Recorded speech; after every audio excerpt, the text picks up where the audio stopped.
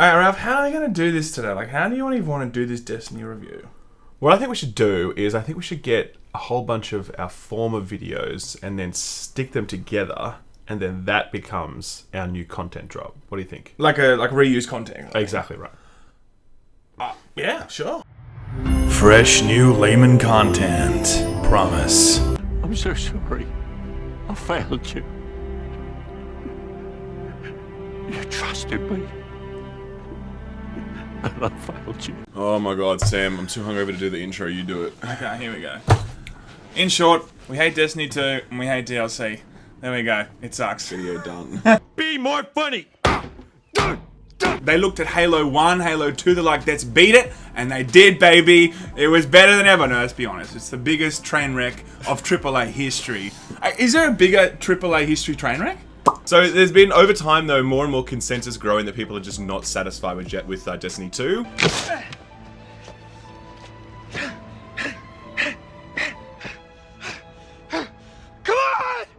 Ralph said this perfectly before. I said, what did you think of Destiny 2? He said, Destiny 2? More like Destiny Poo. I said, Ralph, that's not really appropriate for You just said that at the start. It's actually on footage. Guys, I think the major question today, is it Destiny Poo or is it Destiny 2 now? I mean, it's come a long way, but really, by the end of the 10.01, we'll tell you if it's Destiny 2 or Destiny Poo still. It's a big question. We've certainly said one or two things about Destiny in the past. Not me. I've been silent about it. I've never said anything about Destiny. I mean, we've never said anything about Destiny. It's my very first public utterances on Destiny, guys. This is a big deal. You're very lucky to be here. Strap in. Here we go.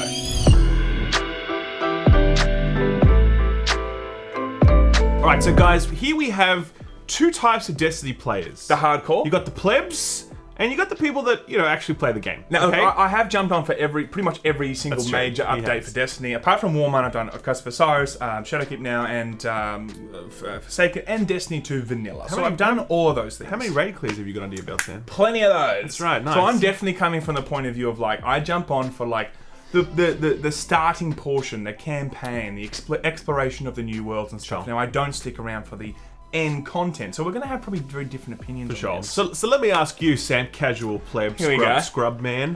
What did you actually like what you've played so far of the campaign? Look, I actually, to be honest, I've been pleasantly surprised by jumping back and experiencing Shadowkeep, because I know it might be reused content for some people, but I really enjoyed it. Like, okay, the story, like all Destiny campaigns, it's a nothing burger for me personally. But why I enjoy Destiny is the backdrops, the environments, this like grand scale when you're doing certain missions, or you're just exploring the moon, or you're exploring all parts of the Destiny world. Like, by the end of the campaign, it feels like it's just such a fleshed out aesthetic world, and I just love getting in the middle of Destiny world because of that.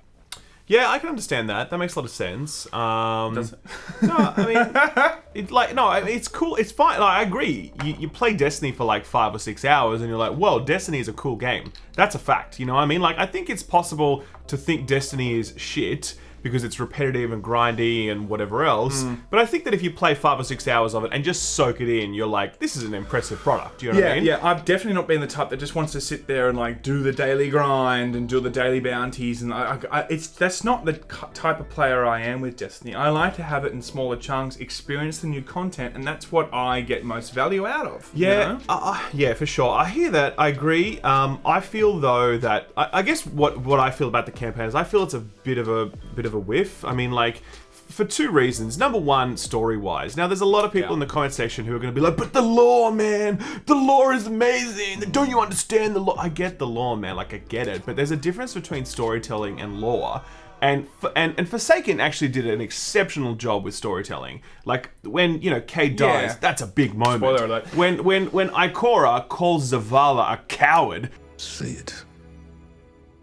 Cowardice. The fuck you say to me, you little shit! You don't need to know anything about Destiny to feel that moment and be like, whoa, man, something just happened. Do you know what I mean? Yeah. There's nothing like that here in this expansion. It doesn't have one of those, like, beginning, middle, end story arcs.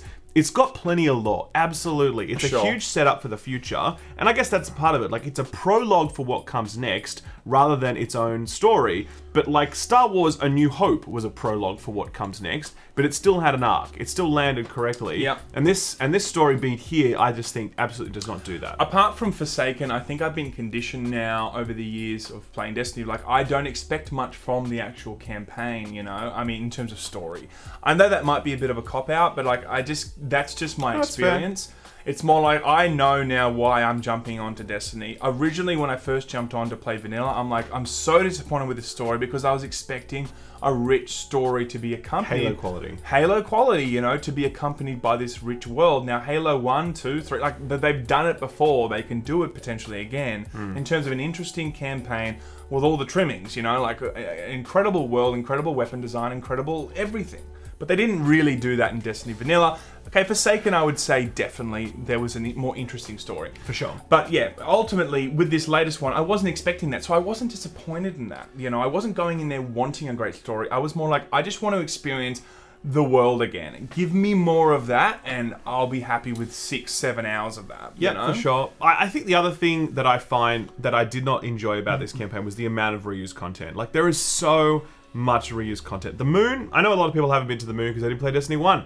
I play a lot of Destiny 1, man. I did a lot of laps of the moon, trying to get helium coils off the fucking ground. Yes. I know what the moon is like. Like, I've done it. Do you know what I mean? And what they've done here is essentially take the moon, give it a fresh coat of paint, and then they added on like a new section to the moon, which is anything that's red, you know, like the Scarlet Keep kind of stuff. That's the new territory, but that's not that big. The moon itself is where it's at. It's like, and that's the old territory we've been there. Plus, the campaign itself was just reused bosses. Sure. Like, until in the last mission, you literally refought the last boss of Destiny 2 Vanilla and Forsaken. Like, that was the boss. That was it. And I was kind of like, are you for real? You know what I mean? So, this is a really fine line for a lot of people. Some people love this because it's like, oh, it's the nostalgia, man. I love it. I'm like, dude, how is it nostalgic if you did it 12 months ago? Do you know what I mean? Like, is that really the statute of limitations on nostalgia at this point? It just felt like a bridge too far for me. Yeah, I didn't like it for that reason. It's interesting because I'm not someone that jumped on for the original Destiny. I played a little bit of it. Like, I'm going to be that person that jumps on and is going to be completely like ignorant to the fact that this has been previous content. A lot of people would have also fallen into that camp, and I think that this is a calculated risk from Bungie because they're like, a lot of people that are coming from the whole free-to-play thing now, they're probably not going to be even... they probably haven't even experienced this previous content. If we're confident in this content that we've previously dropped, let's do it. Let's drop it in. Let's give it a fresh coat of paint. Now, there's probably a discussion to be had there if you do give it a remaster look in terms of the updated graphics, you add extra stuff to that moon. Does it warrant then the full price tag? Some people say no, but it really depends on the individual if they've experienced that content. Yeah, you know. I feel like this conversation about like, is it worth the money? I think is a bit of a silly conversation at this point because this is absolutely worth the money, man. Like it is. Like, okay, you've got a campaign that I think is a bit lackluster. You've got a lot of reused assets. I think that's a bit lackluster. But that's with every Destiny expansion now. Yes, it is. But you do obviously have, in addition to that, you've got your raid, which is obviously a very big deal. You've got a new activity, which is the Vex Offensive. You've got Nightmare Hunts, which are new activities as well, sort of. You've got new strikes. You've got new PvP maps. Some of those are reused, some of them not. You do have new weapons and armor. At the end of the day, if you're a Destiny fan and you enjoy playing Destiny, and it's about $50 or something to buy this, I'm not sure what it is in American dollars. Yeah. It's probably like, I don't know, 30 or 40 American dollars. Yeah. Dude, if you're a fan of Destiny, it's obviously worth the money. The question is just like, overall, how long is this going to keep you entertained versus other expansions, right? Yeah, I think, I think maybe the better question for me, if I was to jump on here and before I bought it, was like, what do I want out of Destiny? Now, if I'm the type of player that just wanted a campaign, I probably would say don't buy it. Yes, because totally you're only going to get 6 hours or so out of this. And they're not very good hours. They're ultimately not like the best campaign hours. I did enjoy them, but like if someone said to me, $50, play 6 hours of a campaign, I'd probably be like, I can get a full price game pretty much for that. If you are the type that wants to do the raids, the strikes, and just sit there and do the daily bounties and grind for the next few months, I mean, that's like $50 is nothing, you're going to get so much value out of that. Definitely. It really comes down to what type of Destiny player you are. Yeah, and I think as well, like, it really becomes a very complicated question, like, is Shadowkeep good? It becomes very complicated for two reasons. Number one, more content is on the way in the future. They've made very clear that there's a roadmap that rolls out in the coming weeks. Now, that's not one of those, like, shitty live service roadmaps where it's like, we'll finish the game later. Like, it's already finished, man. It's already there. It's already good stuff. But more stuff comes, right? So that's good. And that does make it harder to say now, though, like, what is this product and should you pay for it? Because, as I said, more stuff's coming. The second sort of complicating factor with all of this is that, like, they did a lot of work on the Sandbox. And that's not part of Shadowkeep per se. That's just like stuff that everybody gets. But obviously, all of this work and effort goes into maintaining this product.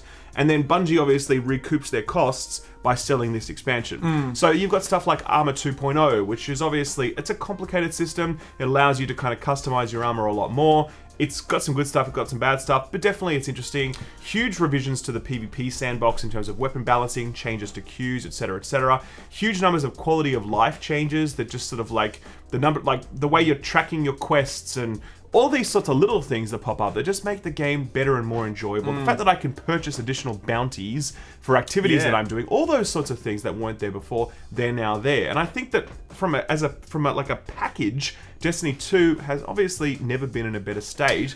And I think that you can't take that away from the game at this point. I think that also, for people that might not be happy with Shadowkeep, it's an interesting little situation because they're going to have to forgive Destiny also because there's so much going on in terms of they've had to go free to play. Definitely. They've had to do the whole cross-save thing.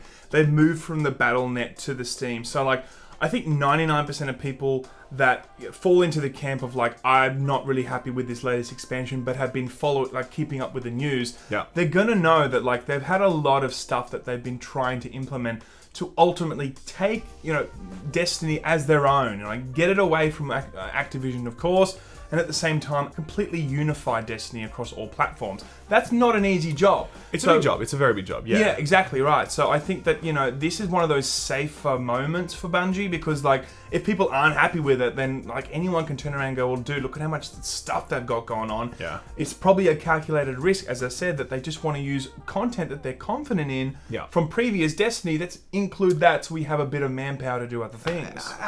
You might be a new light player, one of the people playing Destiny for free. First of all, I've heard and I've read descriptions that the new player experience is awful because it kind of just drops you in the tower and they're like, have fun, and it really makes it doesn't provide you any clarity on where to go and what to do. You to level 750. It just gets you to level 750 and off you go, and that's really bad. So that obviously sucks, and I think it's disappointing they didn't invest more effort into the new player experience to make that better. Having said that, Destiny as a free product is a mind-blowing concept because this is such a phenomenal game, and to just have it for free, have 80% of the game for free, that's pretty nuts, Yeah. So, again, if you're a new light player or you're wondering, should I try Destiny for free right now? Absolutely you should. The game is fantastic and you're really there's a good chance you're going to enjoy at least a large chunk of it. I think there's really three parts of this whole Shadowkeep effort. Number one, it's getting the game free and getting on Steam. Number two, it's the sandbox changes. And number three is the campaign and the new content. I think the campaign and the new content, funnily enough, is the weakest of all of this. You know what I mean? It's pretty threadbare. There's not a huge amount of stuff, and it's a lot of reused content. There's no the number of new weapons is so low. No vendor refresh. No world drop refresh. Very, very little content from for your hardcore players. But offsetting that is Armor 2.0 and revised PvP and all the sandbox changes, and the fact that this is now free. So and cross all that kind of other stuff. That they're trying to include. So overall, as a package, if you take all three of those things, there's a very impressive showing from Bungie. Sure. They put a lot of work into this and they did a good job with it. But if you're just looking at the new stuff and whether or not it's really awesome, it's okay. And it's not the best work Bungie's ever done. It's not the worst. It's okay. I mean, again, coming from a person that hasn't played this before, I kind of felt like this was still a job well done from my point of view because, I got to experience something that I hadn't experienced and I really quite enjoyed it, And for me, Destiny Poo is no longer Destiny Poo. It's now Destiny... Yeah, I mean, it's Destiny 2 now. It's okay now. It's Destiny 2. Okay. It's okay. No, but I really think that someone's phone's going off. But I'm happy with the position that they're in because I was a bit nervous after this whole Activision thing. Like, how are they going to land on their feet? I think that, if you really kind of dig deep into this, you see what a mammoth job this has been for them for the last 6 months. I do think it's a job well done on all fronts. If you're a new player, and I definitely think, I know I'm doubling down on this, but like, again, you're a new player, free to play stuff, like, include the moon, I just feel like it's all strategically done to try and get new players in and manage a workload that is ginormous, and I think they've done a pretty good job of that. Yeah, well, I mean, the game's had like 230,000 concurrent players on Steam. Reviews are quite middling. I've seen reviews Interesting, of I like saw that. 6 or 7 out of 10 across the board, really, for it. I guess that it's people just evaluating the campaign, which is not the right way to evaluate a Destiny expansion. But whatever. I don't think this is a 6 out of 10, but I don't think it's a 9 out of 10 either. If I was to crudely put a score on it, I've done everything, by the way, so far except the raid, and then there are also new activities coming later on. But I've done everything, and right now this feels like a good 7.5 for me. 6.9. It feels like a good 7.5, maybe an 8, maybe, but it's like, it just feels in that sort of territory. I feel like it's up there for me. Yeah. I'm excited to see what else happens with Destiny. But until next time, less memes today, guys. But that's okay. It's review today, but tomorrow maybe more memes. We'll see. Powerpuff Girls see out. if Powerpuff Girls out. The air and water flowing hard, the land we call our home. Push to keep the dark from coming. Feel the weight of what we owe. This the song of sons and daughters.